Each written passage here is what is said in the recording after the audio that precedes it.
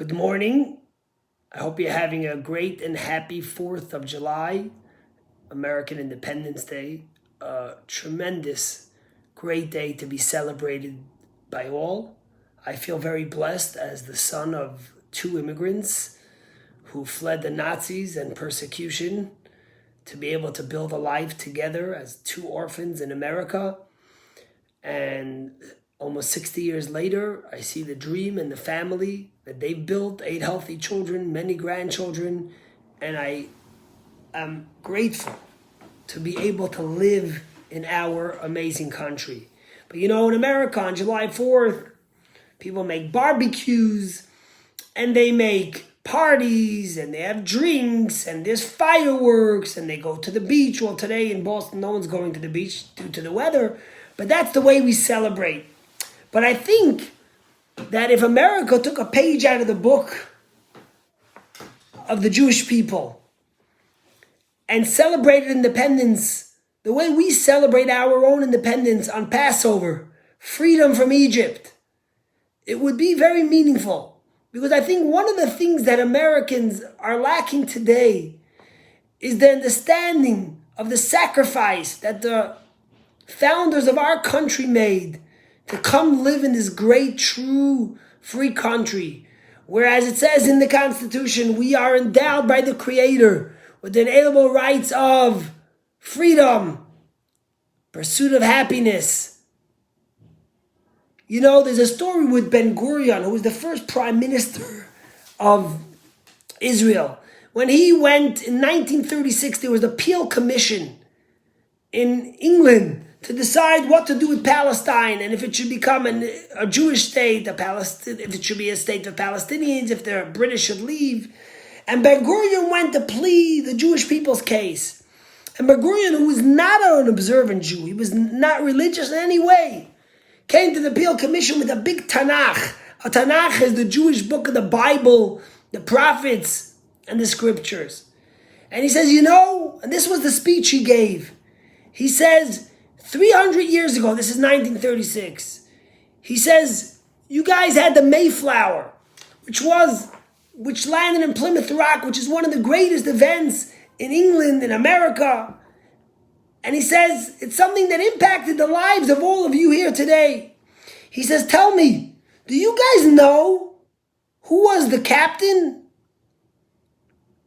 of the Mayflower? And they said, no. He said, do you know what day it embarked on its journey? No. Do you know what day it came to Plymouth Rock? No. What food did they eat on the Mayflower? And of course they said no again. And Ben-Gurion lifts his Bible, his Torah, and he says, well, guess what? Not 300 years ago, but over 3,000 years ago, we had a monumental day for the Jewish people. The day that the Jewish people left Egypt. And I could tell you the day we left, it was the 15th of the month of Nisan. I could tell you the food they ate, it was matzah and bitter herbs. I could tell you the captain, it was Moses. And I could tell you the day they came to Mount Sinai, it was Shavuot. Until today, every year on the 15th day of the month, the Jewish people get together to celebrate this Exodus, to celebrate their coming to the promised land. That's our history. That's our journey. That's what we remember. Imagine if Americans had a day where they sat down and they discussed the Constitution. They discussed the liberty under God that we have to be free people in a country so great. Imagine if we celebrated our flag. Imagine if we celebrated the true freedom with pride of who we are, the beacon of light we've become to the world, and the potential we have for so much good as we continue to blossom. Imagine if instead of some people being ashamed of their country and embarrassed by their flag, we all united around that beautiful flag and the beautiful dream. Remember, on our dollar it says, in God we trust. Faith. The faith for every human being to choose their own way. The faith for every human to be free and to celebrate life. This week's Torah portion is Parshas Matos. Matal speaks about breaking vows. If you make a promise in Judaism, it's very important. Now, what happens if you break your vow? Then you have to come. If it was a young daughter or a wife, the husband could break the vow for them. Or if it was a husband, he went to the court. And the court would break your vow for you. And on Yom Kippur, by Kol Nidre, we come to Shul. And what's Kol Nidre? Kol Nidre is the breaking of the vows. And the rabbis say that breaking of the vows is not just a breaking of vows and annulling our vows and asking God to annul his vows of decrees on us, but it's also about breaking habits and breaking tendencies and breaking allegiances to things that are not good. You know, on this July 4th, when so many people in our country have a greater allegiance to the party they affiliate with, whether it be Republican or Democrat, conservative or liberal, progressive or right. So many people have made vows to their party, have pledged allegiance to their party, which is overriding their allegiance to our country as a whole and to our people in this beautiful country.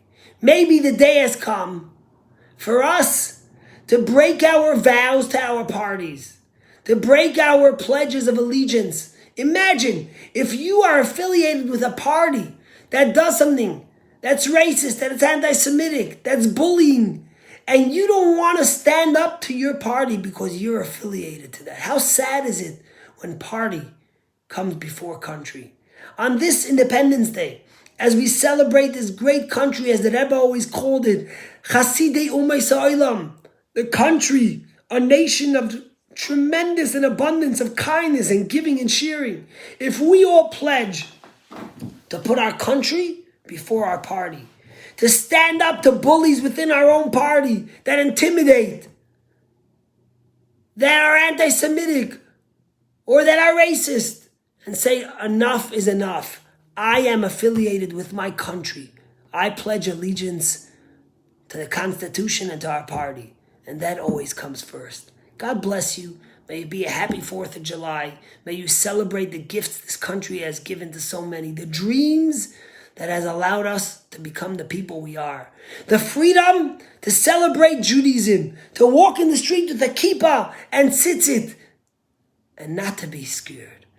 Don't take it for granted. And let us stand up for those values. Let us stand up for that opportunity. And never be quiet in the face of tyranny, of terror, of hate, and of division. God bless you. Have a happy 4th of July.